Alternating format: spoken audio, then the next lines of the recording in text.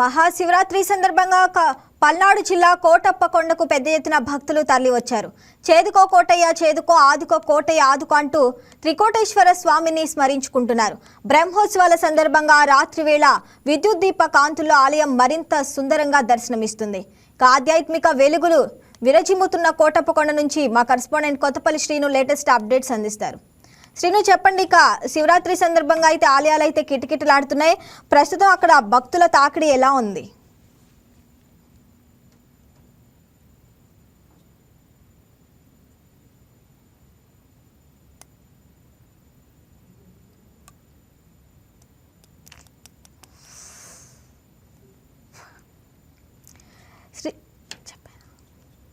శ్రీను, మీ mobile మ్యూట్లో ఉంది, mute నుంచి తీయండి.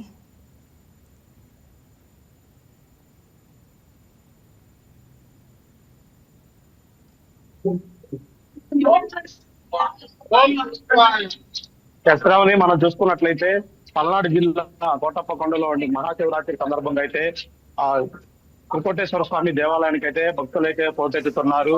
తెల్లారుజామున 2 గంటల నుంచి అయితే భక్తులు శివుని దర్శించుకోవడానికి అయితే ఇక్కడికి వస్తున్నారు. దేశ నలుమూల నుంచి కూడా ఇక్కడికి కోటప్ప కొండకి మహాశివరాత్రి సందర్భంగా చేస్తూ ఉంటారు.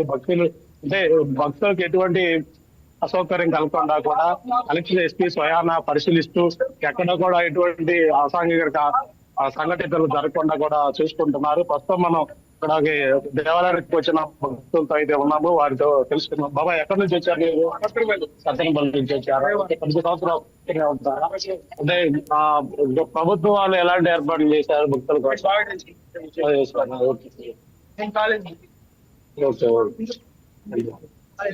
ఎలా ఉంది అంటే మీ ప్రభుత్వం వారు వాటర్ ప్యాకెట్లు కానీ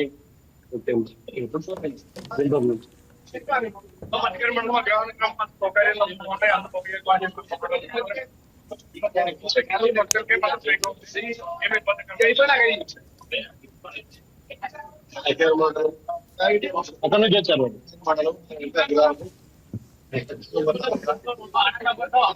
దేవాలయానికి ఎప్పటి నుంచి వస్తున్నారు? ఇక్కడ నుంచి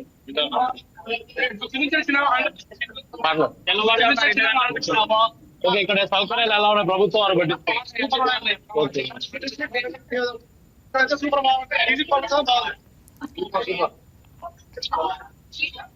మనం చూసుకున్నట్లయితే భక్తులు కూడా మాకు ఎటువంటి అసౌకర్యం లేదు. ఇక్కడ ప్రభుత్వం వారు త్వరగా పట్టించుకొని ఎటువంటి మాకు వాళ్ళు కానీ మద్యం కానీ ఏం కావాలన్నా కూడా అందజేస్తున్నారు అనేది చెప్తున్నారు శ్రావణి.